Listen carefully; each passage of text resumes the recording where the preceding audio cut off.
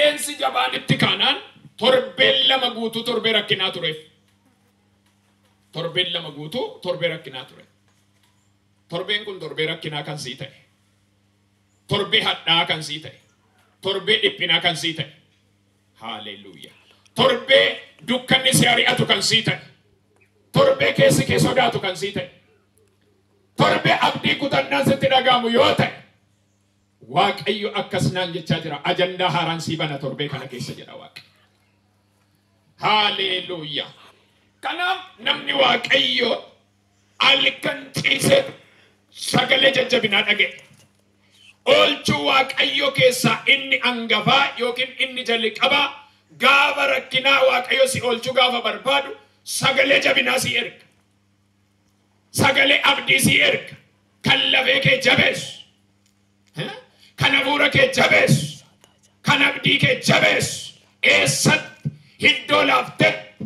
Hallelujah. Eessatti hiddoo sitti dukkanaa'etti. Eessatti hiddoo marmarattee teessutti.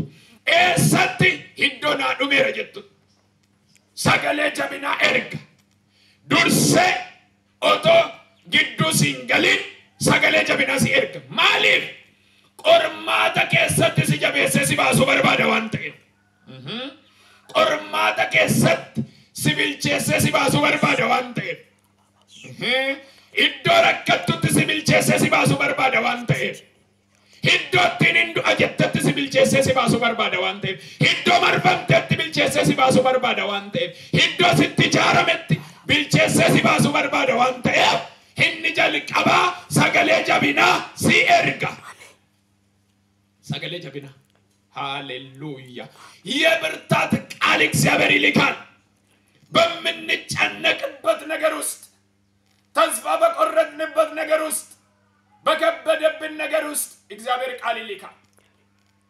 ሃሌሉያ። ሰገሌ አብዲ ሰገሌ ጀቢና ሃሌሉያ። ከና ኦጂ ኤርገሞታ ዲግደሚ ቶርባ ዲግደሚ tokkorratti Waaqayyo inni hundumaa danda'u sagalee jabinaa erge. Sagalee maalii? Sagalee jabinaa. Nama Waaqayyo ergamaa Phaawulosiin akkas jedhe. Phaawulos jedhe, ati hin sodaatin. Namoonni si faana jiran kunis hin sodaatin. Wanti ta'u jira garuu siniin homtu sinitti hin bu'e. Hallelujah. Waa'ee lubbuu keessaniif yaaddoon qabaatinaa.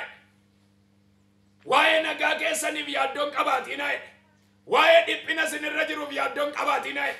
Ani Waaqayyo lubbuun nama tokkoyyuu waa akka ta'u hin godhu. Maal gidduutti? Raafama gidduutti? Maal gidduutti? Dhiphina gidduutti? Maal gidduutti? Abdii kutannaa gidduutti? Namni waa ta'u hin jiru. Kan marsee jiru jira. Kan raasu jira. Kan abdii kutachiisu jira. Garuu namni waan ta'u. Maal si dhibere? Addunyaa jeeqamu keessatti sin oolchadhee kan harka si qabu jira. Hallelujah. Addunyaa abdii kutaa jirtu keessatti kan harka si qabu jira. Haalli kan hin daangeessine. Homtuu karaa dhaabuu kan hin dandeenye. Homtuu hakeeka isaa hambisuu kan hin dandeenye. Waaqayyoo si faana jira. Hallelujah. Har'aa kaasee nan dubbadha. Namoonni sooshaal miidiyaa keenya dhageessan hundi keessan har'aa kaasee sagaleen abdii si haa guutu maqaa Yesuusi. Sagalee du'aa miti. Sagalee boo'ichaa miti. Sagalee wawwaannaa miti.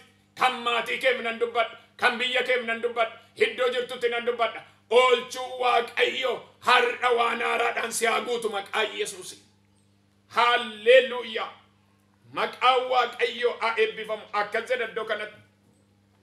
Namoonni yeroo dheeraa nyaata lagannaan Phaawulos ka'ee isaan gidduu dhaabbate. Jara nana rakkina badiisa kana ooluudhaaf dubbii koo dhaga'uun qarxeesii ka'uu dhiisuun hin ta'a ture. Amma garuu isiniin hin gorsa. Jabaadha. Hallelujah. Jabaadha.